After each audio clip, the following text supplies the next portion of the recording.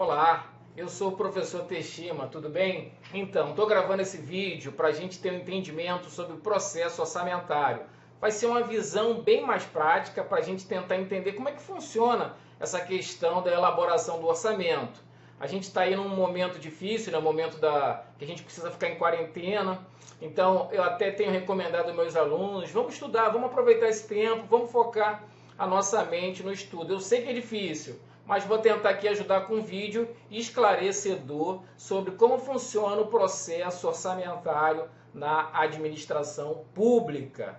Então vamos lá, primeira informação que a gente precisa saber é que todo esse processo ele é regulamentado na Constituição Federal, no artigo 165 e 166 da Constituição Federal. Então lá tem o alicerce, tem as normas gerais que devem ser observadas por todos os entes. Então lá que está a estrutura básica. É claro que tem outras leis, como por exemplo a Lei de Responsabilidade Fiscal, a Lei 4.320, que acaba também normatizando assuntos orçamentários. Então todos os entes têm que elaborar 3 instrumentos orçamentários para elaborar o seu orçamento. Plano plurianual, a Lei de Diretrizes Orçamentárias e a Lei Orçamentária Anual. Então no governo, em decorrência do princípio da legalidade, o orçamento tem que ser instituído através de lei ordinária. Então a primeira lei que o governo faz é o PPA. Então o PPA é o planejamento estratégico do governo, é uma mistura de planejamento estratégico com planejamento tático, né? É um instrumento de médio prazo porque ele tem uma validade de 4 anos.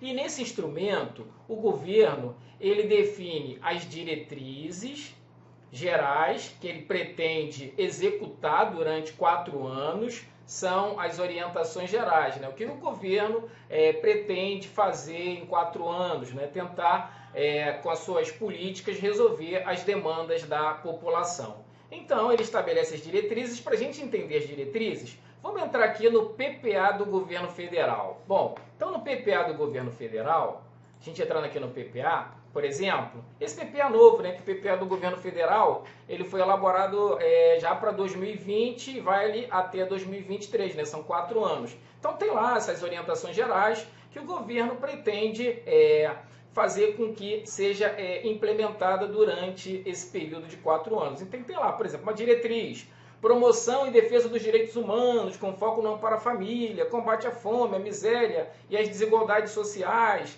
a dedicação prioritária à qualidade da educação básica, especialmente educação infantil, e a preparação para o mercado de trabalho, ampliação da cobertura e da resolutividade da atenção primária à saúde, com prioridade na prevenção e no fortalecimento da integração, ênfase na geração de oportunidades, do estímulo à inserção do mercado de trabalho, com especial atenção ao primeiro emprego. Então é claro que o governo tem várias demandas, né? E o governo ele tem os seus objetivos. Então ele estabelece essas diretrizes, que são essas orientações gerais, e todas as ações que o governo pretende realizar estão de alguma forma associadas a essas diretrizes. E essas diretrizes estão associadas, né, à resolução, né, de demandas da sociedade, demandas da população. Então esse é o primeiro passo do processo orçamentário, estabelecimento das diretrizes. Bom, em prosseguimento, né, o governo ele define no PPA também os objetivos e metas. Objetivos e metas dessas ações, desses programas, dessas políticas públicas que vão tentar, de alguma forma, atender essas diretrizes. Então, todos os programas contemplarão objetivos e metas, e esses objetivos e metas estão atrelados a essas diretrizes. É importante lembrar que no PPA ele não tem todos os programas governamentais. Ele tem, na verdade, programas que são aqueles programas mais de longo prazo, que são os programas de duração continuada, e também programas associados a investimentos, principalmente, né, investimentos a longo prazo. Então, por exemplo, daqui um exemplo, tá, gente? Como a gente já percebeu, estou usando aí o PPA da União. Um exemplo de programa de duração continuada. Então vamos lá, só para a gente entender como é que isso é visualizado no PPA. Então, bom, lá no PPA vai estar assim, né? Vai ter um quadrinho desse para cada programa. Acho que esse ano tem 69, são 69 programas desse PPA novo. Então lá tem o programa 5.013, que, por exemplo, é de educação superior, graduação, pós-graduação, ensino e pesquisa. Então, é uma política pública do governo voltada para o ensino superior e para cursos de graduação e de pesquisa. Então, lá tem a diretriz, que ele está associada, né, que é a dedicação prioritária à qualidade da educação básica, quem é o responsável por esse programa, né, por essa política, que é o Ministério, nesse caso aqui o Ministério da Educação, e lá tem um orçamento que o governo pretende gastar em 4 anos com esse programa. Então tem lá a despesa corrente, total de despesa corrente, o total de despesa de capital que ele pretende utilizar com esse programa. Além dessa informação, né, o programa também vai trazer, né, os objetivos e metas. Então, por exemplo, nesse programa que a gente acabou de falar, né, o objetivo dele, por exemplo, é fomentar a formação de pessoal qualificado, fortalecendo a assistência estudantil e a inovação de forma conectada às demandas do setor produtivo e às necessidades das sociedades de um mundo globalizado. Então, o objetivo que se pretende atingir com esse programa. E também tem a meta, né? A meta é uma forma de você medir a eficiência, eficácia e efetividade do programa. Então, tem lá a meta, que nesse caso específico aí é elevar a taxa bruta de matrícula da graduação em 10 pontos percentuais, em consonância com o disposto na meta 12 do Plano Nacional de Educação. Então, todo programa, além do objetivo, ele também tem uma meta a atingir. Então, ele tem um objetivo, que é uma questão mais qualitativa, e tem a meta, que é uma questão mais quantitativa, que nesse caso, ele quer aumentar a taxa de matrículas na graduação em 10 pontos percentuais.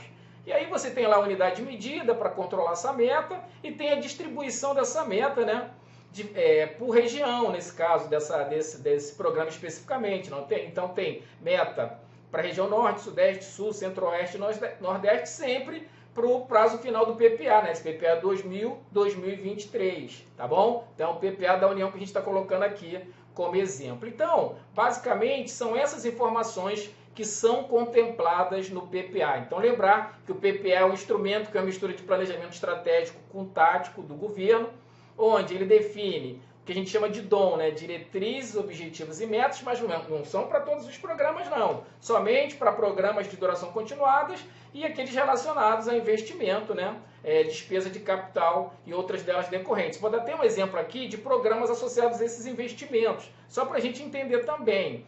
Então, por exemplo, no caso desses programas de investimento, a gente tem aqui um exemplo que foi tirado do PPA. Esse programa 5.016, Segurança Pública, Combate à Corrupção, Crime Organizado e ao Crime Violento. Tem um programa lá, tem uma política pública para isso. Então tem lá, por exemplo, dentro desse programa, que tem alguns investimentos que têm que ser realizados. E está lá como investimento, nesse caso específico, construção da Penitenciária Federal em Charqueadas, no Rio Grande do Sul, que vai custar 44 milhões, né, como a gente está visualizando aqui. O início da construção começa 1º de janeiro, né, começou, né, em 1º de janeiro de 2020, a projeção, né, o planejamento, e vai terminar só no final de 2023, vai custar 44 milhões.